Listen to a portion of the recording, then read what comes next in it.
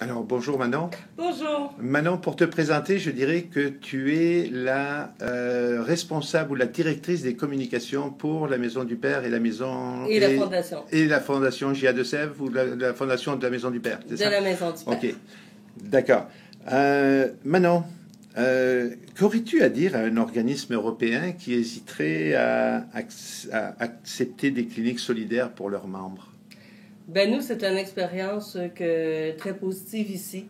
On n'est pas seulement un refuge à la Maison du Père, on est aussi un organisme qui travaille beaucoup pour la réinsertion sociale. D'accord.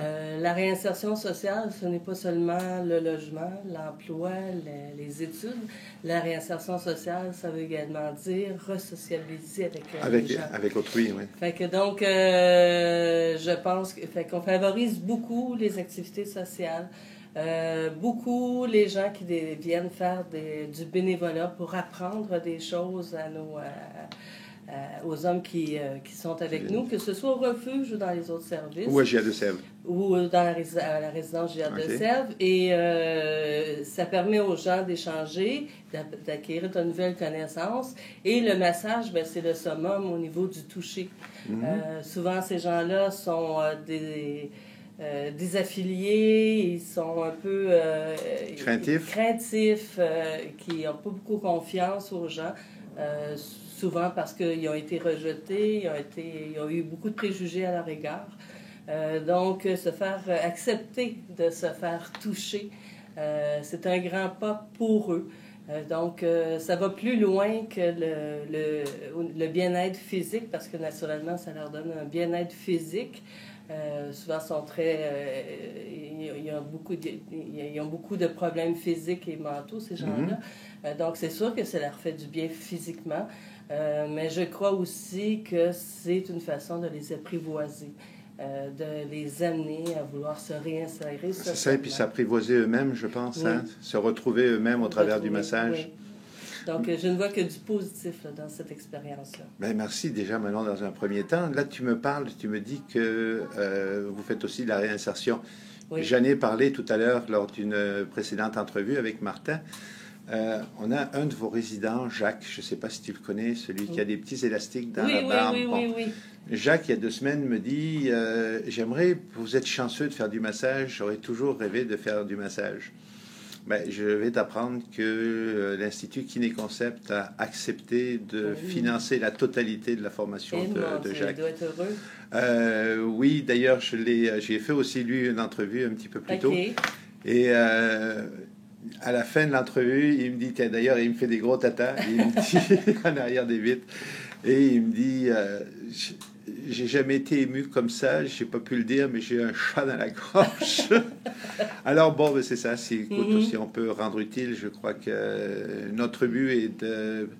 un de nos slogans, c'est du bien-être pour tous. Oui, et bon, le bien-être, ça commence aussi par avoir sa propre maison, son propre toit, de pouvoir s'occuper de soi-même.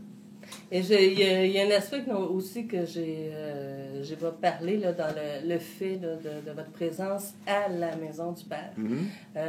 C'est que les personnes en situation d'itinérance, bon, c'est sûr qu'ils n'ont pas d'adresse ou ils ont une adresse ici pour ce qui est des résidents et ceux qui sont en réinsertion sociale. Mais comme je vous dis, souvent, ils n'ont plus confiance au réseau. Ils n'ont plus confiance à tout ce qui est institutionnel. D'accord. Donc, ce qu'on développe ici, de plus en plus, que ce soit au niveau de la santé, au niveau de la santé mentale, même au niveau des études, c'est les soins à proximité, les services à proximité, donc qui sont donnés à la Maison du Père. Ces hommes-là ont des liens de confiance avec les intervenants sociaux qui travaillent ici. Donc, c'est quand les infirmières, quand des gens comme vous viennent dans leur maison, qui sont leur maison maintenant, c'est plus facile de les approcher, c'est plus facile de oui, leur faire définitivement accepter que des directement soins. dans la rue, oui. C'est ça. Donc, on ne veut pas remplacer le système de santé ou les services sociaux.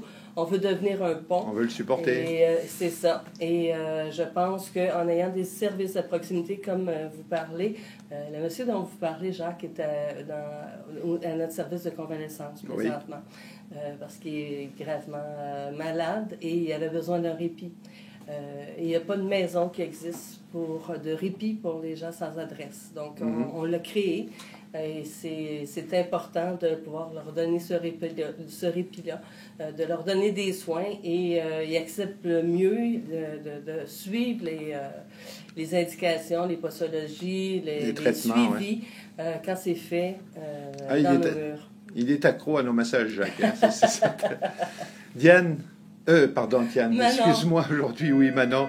Manon, je te remercie infiniment de ton témoignage et j'espère qu'il traversera l'Atlantique et inspirera des personnes comme toi. Bien, ça me fait plaisir, puis j'espère qu'eux aussi en bénéficieront. Merci beaucoup, Manon. Bienvenue.